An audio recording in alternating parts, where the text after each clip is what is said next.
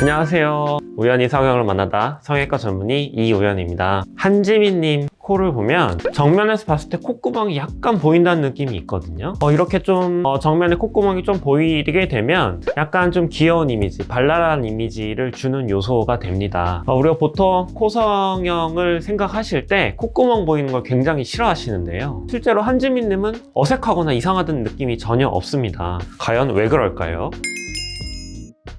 자, 일단 한지민님은 코끝 연골이 굉장히 발달했습니다. 이쪽 스케치에서 보시다시피 우리의 이 코끝의 모양을 결정하는 요소는 코끝 연골이 어떻게 생겼는지와 얼마나 큰지가 결정하게 됩니다. 한지민님은 특히 이 코끝 연골 중에서도 이 중간 부분하고 안쪽 부분, 여기 부분이 굉장히 발달해 있는 상황입니다. 콧구멍을 이루는 구멍 중에서 끝쪽 부분은 약간 움푹 들어간 느낌이 있긴 하지만 코끝 연골의 가운데 부분과 안쪽 부분이 워낙 발달해 있다 보니까 우리 코 기둥이라고 하는 이 비주 부분의 볼륨이 굉장히 많은 편입니다. 그러다 보니까 콧구멍이 약간 보이긴 하지만 어색한 느낌이 전혀 없게 되는 겁니다. 이렇게 얘기하면 잘 안 와닿으실 하실 것 같아서 실제로 제가 그 비주 부분의 볼륨을 좀 줄여보겠습니다. 자, 원래 이렇게 아름다운 코의 한지민 님이 이 비주 부분의 볼륨이 줄어들게 되면 이렇게 바뀌게 됩니다. 양쪽 사진을 비교해 보시면 확연히 어색해졌다라는 걸 느끼실 수 있습니다. 여전히 그래도 이쁘긴 하시지만 코 부분이 확실히 뭔가 좀 들려있는 느낌을 받게 되시는데요. 사실 정작 코끝의 위치는 그대로입니다. 그러니까 즉 코끝이 변한 게 아니라 코끝의 그 아래쪽 비주 부분의 볼륨이 좀 줄었다.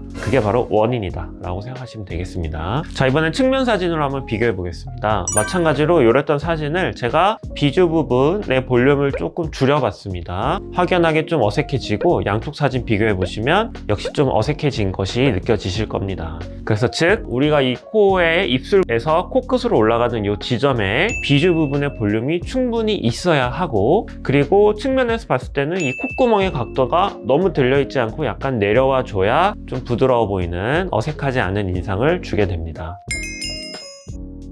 자, 그러면 코 수술하신 분들이 이렇게 뭔가 코끝이 들려있는 느낌을 받는 경우가 많은데 왜 그렇게 생길까요? 대부분은 가지고 있는 연골의 양은 부족한데 그에 비해서 과도하게 높이를 여다 보니까 코끝 연골의 중간 부분과 안쪽 부분을 과도하게 올리면서 묶었을 때 이렇게 이쪽 부분의 볼륨이 감소하는 효과가 생기게 됩니다. 그러다 보면 코가 뭔가 좀 들린 것 같은 좀 어색한 느낌의 코가 되게 됩니다. 신봉선 씨 코를 보게 되면 옆에 사진 보시면 뭔가 들려있는 느낌이 있고 어색한 느낌이 있으세요. 제가 지금까지 설명드린 그 원인, 비주 부분의 볼륨을 늘려주고 그리고 콧구멍의 각도를 조금 내려주는 식으로 수정을 좀 가하면 이랬던 사진이 이렇게 바뀌면서 양쪽 사진 비교해 보시면 확실히 좀 더 부드러워 보이는, 좀 자연스러워 보이는 느낌의 코가 되게 됩니다. 즉 우리가 이제 코 성형을 할 때 코끝을 높일 때 이 비주 부분의 볼륨을 충분히 만들어 주느냐, 그리고 콧구멍의 각도를 과도하게 올리지 않느냐가 바로 들려 보이지 않는 코를 만드는 데 핵심 포인트가 되겠습니다.